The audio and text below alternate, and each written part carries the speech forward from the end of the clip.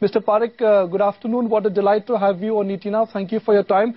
The fine print, Mr. Parekh, for Union Budget 2012 needs to be seen. But on the face of it, what to your mind is the most defining feature of this year's budget? I think the most defining feature of this budget is that the finance minister has admitted that it was a difficult year, difficult both locally, nationally as well as internationally. Considering that it was a difficult year, I think he has been fair, he has been equitable to practically each and every sector which has been impacted by the slow growth.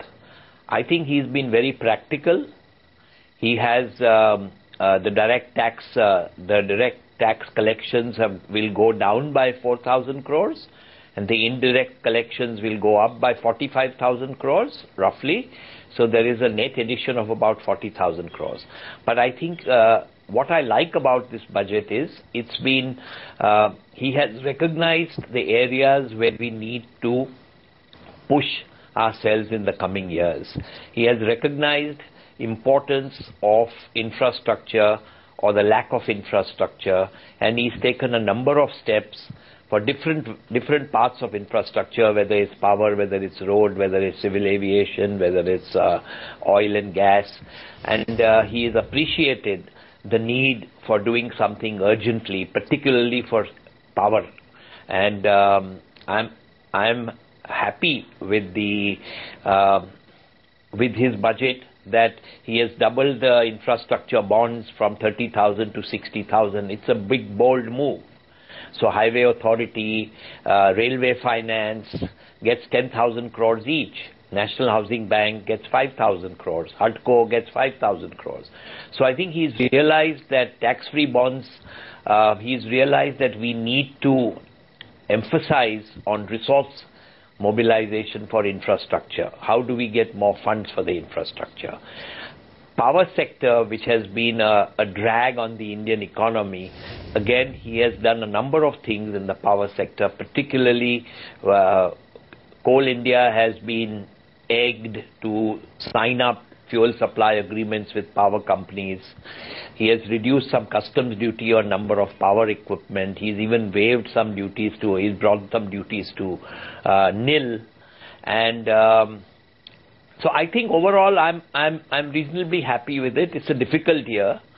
The fiscal deficit, he said, this year will be around 5.9%, if I remember correctly. And as you know, in the budget estimate, I think he had said 4.6 or 4.8 or something. So he's admitted that we have slipped this year. He's also taken a rational view that in the coming year, in the year 12-13, it will not be, his estimate is 5.1%. And his GDP growth is 7.6% from 6.9%. So he's not gone totally out on he's not raised expectations significantly. It's not a big bang budget. It's a modest budget. He has given some relief to the taxpayers. He's increased the tax saving devices. I think even in public sector banks, he's, for the first time after many years, we've seen that the finance minister has allocated almost 16,000 crores for recapitalization of PSU banks. Now, as the banks grow, they need more equity. Private banks, we go to the market, but public sector banks, in order to retain the 51%, the government also has to put in some money. So if the government puts in 16,000, the public sector banks can raise another equal amount from the markets. So bank capitalization in face of Basel III, in face of growth in lending is absolutely necessary. So, overall, I can go on, but take, for instance, gold. Gold is a dead investment. He has said very clearly that in the first 3 quarters, the import of gold has doubled. My estimate is that about 60 to 70 billion dollars will be, $70 billion this will be the cost of gold import. And so he's legitimately increased the customs duty on gold imports and all kinds of jewelry and coins and bars and all these things. But Mr. Parekh, I just want to get back to you. You were talking about the fiscal deficit number and a target of 5.1% for FY13 set by the finance minister. Does that look realistic to you?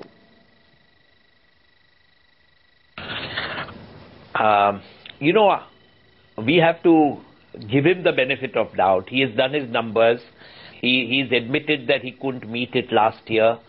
It was a difficult year, and he has increased excise duties and customs duties in some aspects to increase the indirect collection, indirect tax revenues. So I would accept it. He's been very practical to say we will not grow more than 7.6%.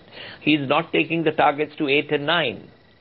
So I would feel comfortable with a 5.1% fiscal deficit. I would feel it's reasonably fair.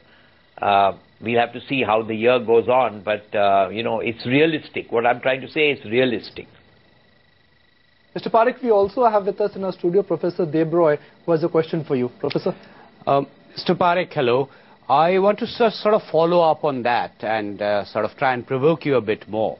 Do you believe the real growth figure of 7.6% is believable?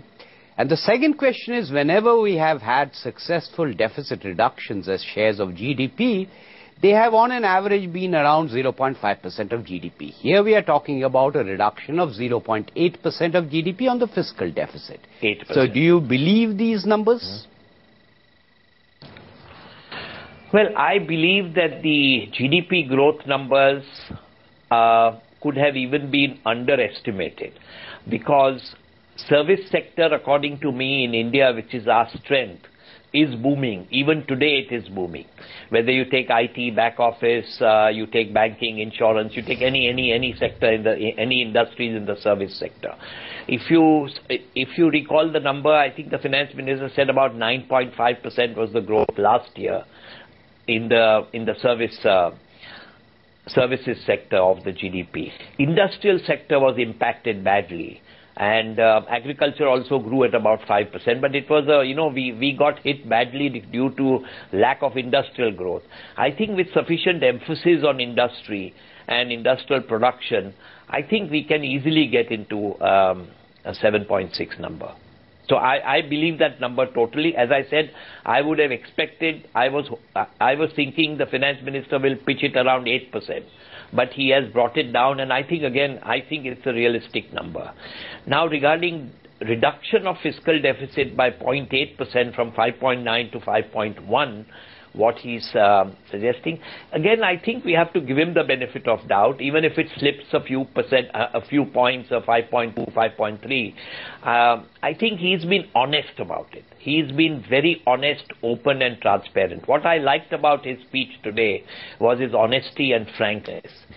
Mr. Parekh, I just want to get you in on this. Is this the best budget that the finance minister could have come up with, given the current circumstances, both political as well as economical? As I said earlier, I think it's a fair budget. I don't think we could have expected huge amount of a big bang kind of thing. We are in very difficult times. So given the circumstances where we are in, I think it's a good budget. I would call it a modest budget, a good budget. He's not put expectations very high. Again, if you recall your channel, ma'am, your channel has been in the past talking about a likely increase in tax rates for corporate sector, a marginal increase, say some surcharge would go up on oil, or individual tax will go up. There were rumors also that the death duty, estate duty will come back, capital gains tax on shares will be there. He's not resorted to any desperate moves. I think we must give him full credit for that. Despite being a bad year, he's not worried. He's not worried to introduce some new taxes. The economy is going well, and I agree with Shankar where he says if the Reserve Bank reduces, I wouldn't say 150, I would say even 50 to 75 basis points. I think you can see a much higher GDP growth.